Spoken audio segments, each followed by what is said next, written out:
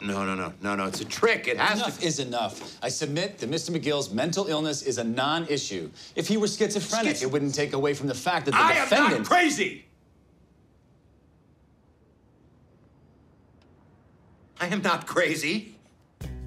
Hey guys, Kiwi here. In this video, I wanted to discuss the origins of Chuck's allergy to electricity in Better Call Saul and what may have caused it. With that being said, warning of spoilers for everything up to season 3 of the show, and let's jump right into this. Alright, so as most of you probably know, Jimmy's brother Chuck is allergic to electricity, or so he believes. Although Chuck has always been a very successful and respected lawyer, his career has been halted due to this condition.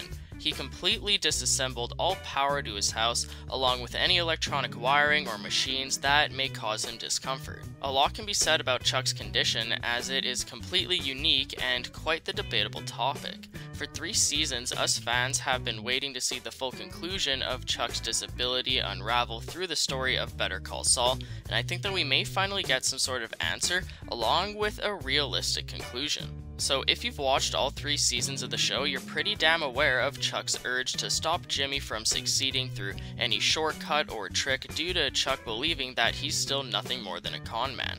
Episode 305 Chicanery focused mainly on Chuck actually bringing Jimmy to court due to Jimmy breaking into Chuck's house and destroying his audio tape of their conversation during the season 2 finale. Although the original intention was only for Chuck to get Jimmy disbarred, Jimmy's defense methods actually mainly focused on Chuck's condition along with how his mind works. Through brilliant strategies played by both Jimmy and Kim, they convincingly retold the story of the past 2.5 seasons, explaining how exactly they've gotten themselves in this situation. Besides that, the episode also ends with Jimmy proving that Chuck's condition is in fact a placebo from within his mind. Now, I'm no expert on the subconscious and how your mind works, but I do know that it's possible to convince yourself that you have an ailment you don't actually have, and I believe that Chuck has done just that.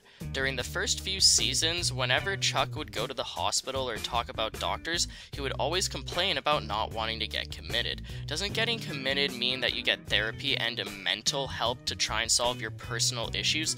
First off, if Chuck's condition was hypothetically physical and not mental, he should have no problem talking to a therapist, even if it does just waste his time, because he should have nothing to fear. His fear of getting committed proves that he believes that it is possible that his condition is in his head, but he'd rather stay in denial and refuse to get committed over admitting his issues due to how stubborn he is. Now, in the most recent episode 306 Off-Brand, Chuck actually tried holding a battery in his hand to try and prove to himself that he isn't actually allergic to electricity, and then we see him going downtown and using a payphone to call Dr. Cruz to set up an appointment, so we'll just have to wait and see how that goes. Chuck calls it an electromagnetic hypersensitivity and is convinced that it is an allergy against electricity. Therefore, he has symptoms when he knows or even thinks that he's being exposed to electricity, when in reality it's a mental disorder all in his head.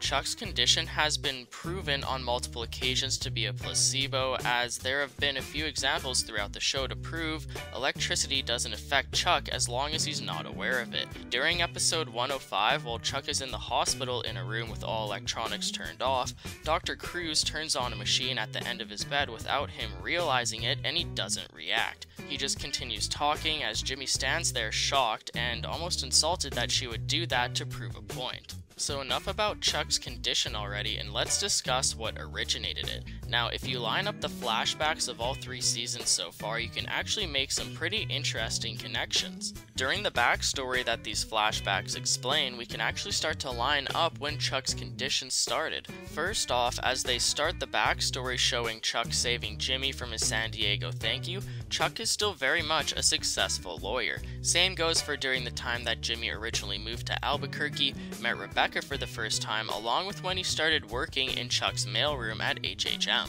With that being said, it took Jimmy around 8 to 10 years of working in the mailroom to finally pass the bar test and become a lawyer, and this is where Chuck's condition actually begins to show effect. He's initially fine during the time Jimmy first mentions his success to him, but that all changes soon after. And as a quick side note, if you don't already know, Rebecca is Chuck's ex. Now, I'm not sure if Rebecca left Chuck before or after Jimmy passed the bar test, but I'd like to assume before, considering that Chuck and Rebecca discuss it while they're catching up during the flashback in episode 305. So if that's true, that means Rebecca divorced Chuck during the time Jimmy was working in the mailroom. I mention this because during this catch-up with Rebecca, Chuck is actually trying to hide his condition from her. Since that's the case, that means that Chuck didn't start developing the illness until after Rebecca divorced him, explaining why she was unaware of it. Chuck's condition could have been developed as a response to his divorce, and although that may be true, I also believe that Jimmy's success has something to do with it as well.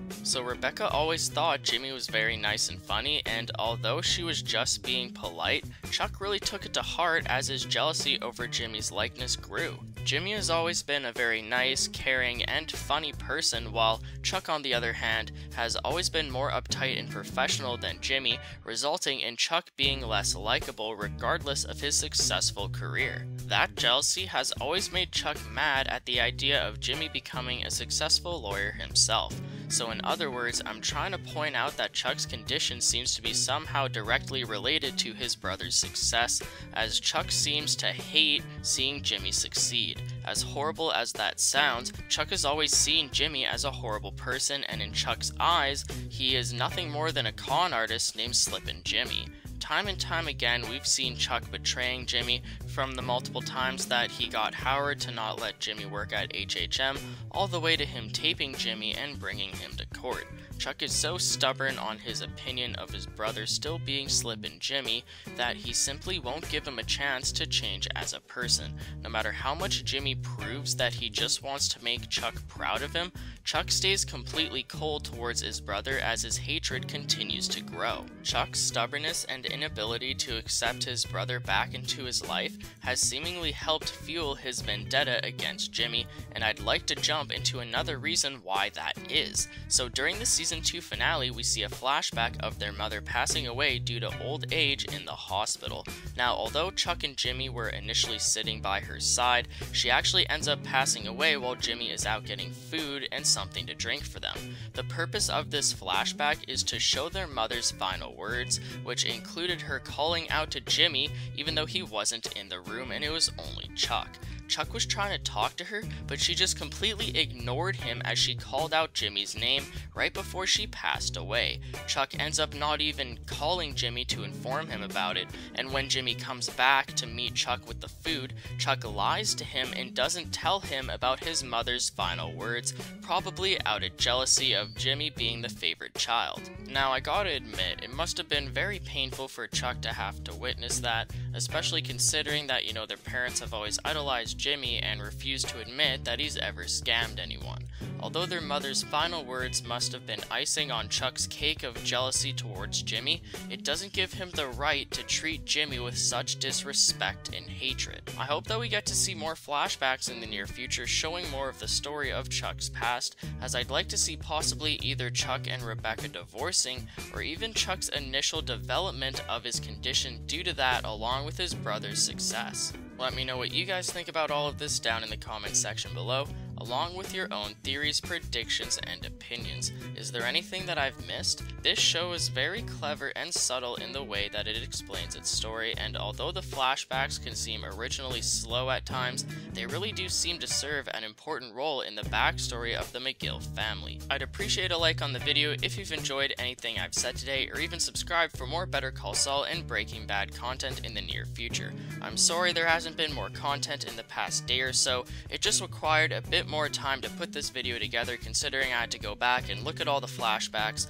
and get my facts straight. The Wiki page also has a pretty decent timeline of the flashbacks. I'll put that in the description of the video, but speaking of which, that's pretty much it for the video, guys, so I thank you all so much for watching, just like always, and until next time, I'll talk to you guys later. Peace out.